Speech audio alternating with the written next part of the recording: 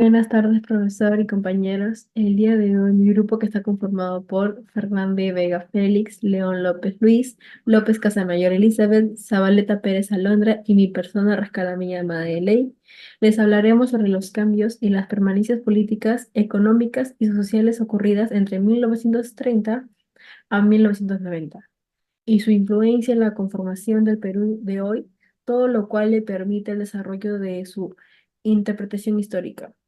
La violencia armada en Perú entre 1980 y 1982 marcó el inicio de un periodo tumultuoso en la historia del país. Este periodo estuvo caracterizado por la insurgencia de grupos subversivos, principalmente Sendero Luminoso y el movimiento revolucionario Tupac Amaru.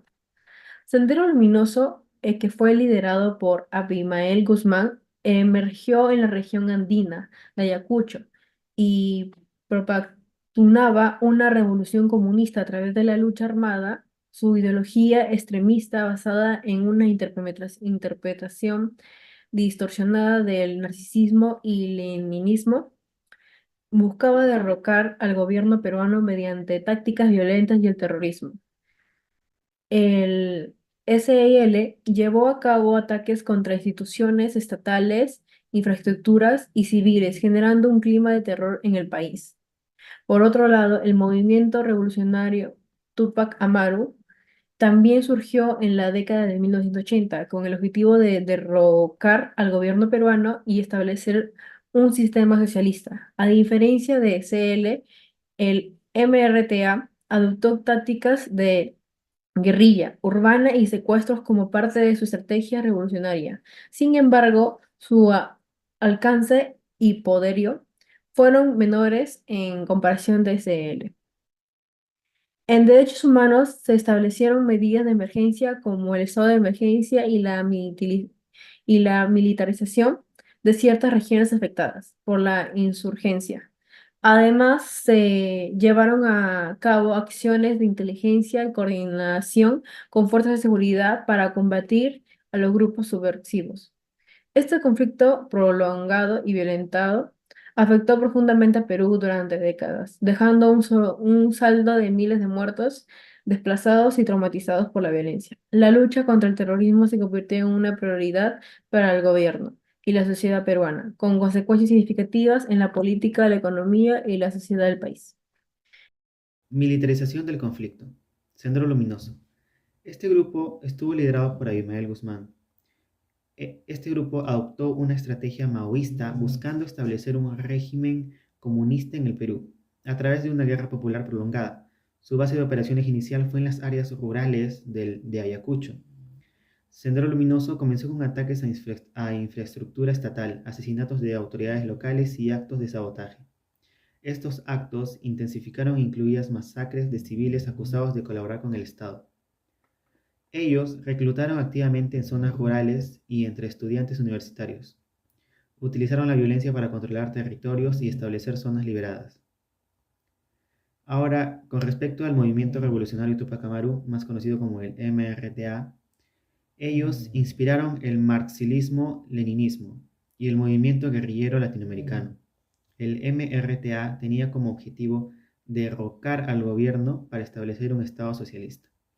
Ellos realizaron secuestros, ataques armados y asaltos a instituciones financieras, para así financiar sus operaciones. A diferencia de Sendero Luminoso, el MRTA también operaba en áreas urbanas. El MRTA se organizó en células y buscó alianzas con otros grupos revolucionarios en América Latina. Ahora, ¿cómo responde el Estado peruano ante todo este conflicto? Bueno, el gobierno peruano declaró el estado de emergencia en varias regiones, lo que permitió la intervención directa de las Fuerzas Armadas. Las Fuerzas Armadas fueron desplegadas en las zonas más afectadas por la violencia subversiva. Ellos se establecieron en bases militares y se llevaron a cabo operaciones contra insurgentes. El gobierno promovió la formación de comités de autodefensa en las comunidades rurales, armando a los campesinos para que así pudieran defenderse. La represión estatal incluyó operaciones violentas que reclutaron en abusos a los derechos humanos, desapariciones forzadas y ejecuciones extrajudiciales. En un intento por mejorar la eficiencia en la lucha contra el terrorismo, se implementaron reformas en las fuerzas policiales, en el sistema judicial, incluyendo tribunales militares para juzgar a los sospechosos de terrorismo. El Estado también utilizó la propaganda para deslegitimar a los grupos subversivos y para ganar el apoyo de la población. Bien, ahora para proseguir con el siguiente punto. La fase de despliegue nacional de la violencia entre 1986 y 1989 es una de las etapas más críticas y se caracteriza por los siguientes aspectos. Entre uno de los primeros aspectos está la expansión del conflicto, ya que durante estos años la violencia se extendió desde las zonas rurales hasta las zonas urbanas. Punto número 2 se encuentra el recrudecimiento de la violencia, ya que se registró un incremento significativo en el número de atentados, asesinatos, secuestros y otras formas de violencia por parte de Sendero Luminoso.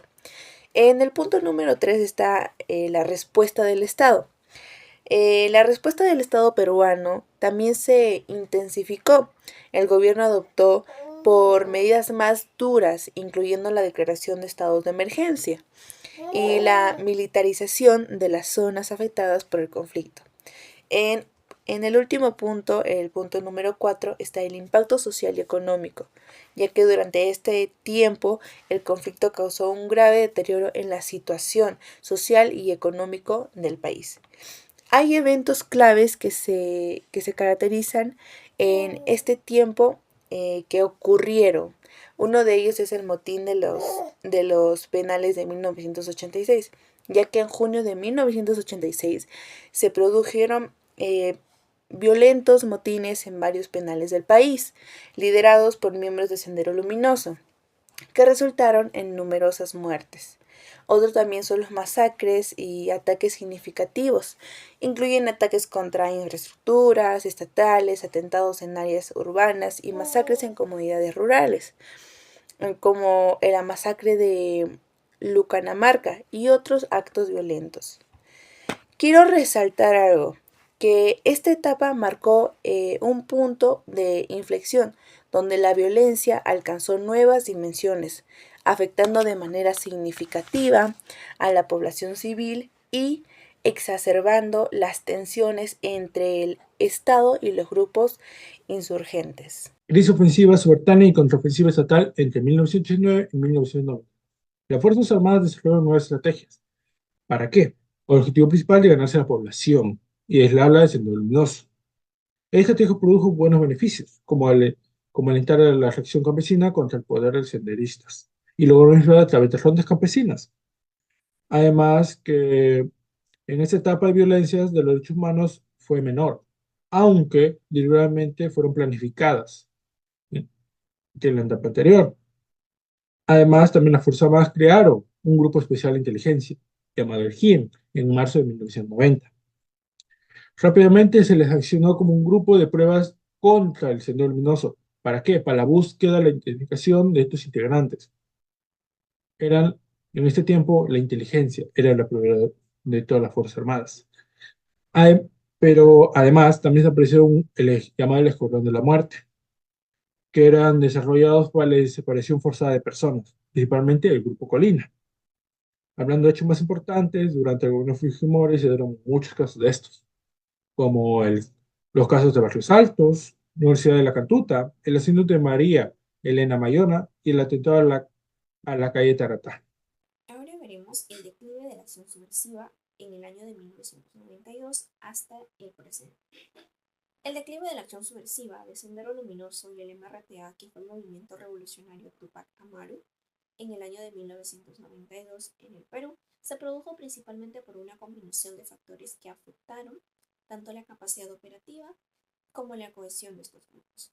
El primer factor fue la captura del líder de Sendero Luminoso, Abimael Guzmán, en septiembre de 1992 por parte de las fuerzas de seguridad peruanas, gracias a la Operación Victoria, en cooperación con las acciones del GEIN, lo cual representó un golpe significativo para esta organización. La detención del líder debilitó la estructura de mando y la moral de los miembros de Sendero Luminoso. Otro factor fue las operaciones militares y policiales. Las Fuerzas Armadas y Policiales llevaron a cabo operaciones intensivas contra Sendero Luminoso y el MRTA, logrando desarticular estructuras claves y capturar a líderes importantes y debilitar su capacidad operativa, como lo fue en 1989 con la Operación Hotel, donde se capturó a Víctor Polay Campos, quien fue el líder del MRTA, pero este fugó del penal Castro Castro el 9 de julio de 1990 y posteriormente, el 9 de junio de 1992, Víctor Polay Campos fue recapturado a casi 2 años de su fuga. Luego, en abril de 1997, tenemos a la Operación Cherry de Guantar y la captura de Feliciano en 1999. Otro factor fue la colaboración internacional. El Perú recibió apoyo y colaboración internacional en la lucha contra el terrorismo, lo que contribuyó a poder debilitar las redes de apoyo externo de estos grupos subversivos. Otro factor fue las estrategias políticas y sociales. El gobierno implementó estrategias para ganarse el apoyo de la población, así como para deslegitimar ideológicamente a Sendero Luminoso y el MRTA. Estas estrategias contribuyeron positivamente a aislar a estos grupos subversivos. Ahora veremos las conclusiones en cuanto a toda esta violencia interna generada por estos dos grupos subversivos, como lo fue Sendero Luminoso y el movimiento revolucionario Túpac Amaru. El surgimiento de Sendero Luminoso y el movimiento revolucionario Túpac Amaru en el Perú puede entenderse en el contexto de las tensiones sociales, políticas y económicas que en ese momento enfrentaba nuestro país en la década de 1980.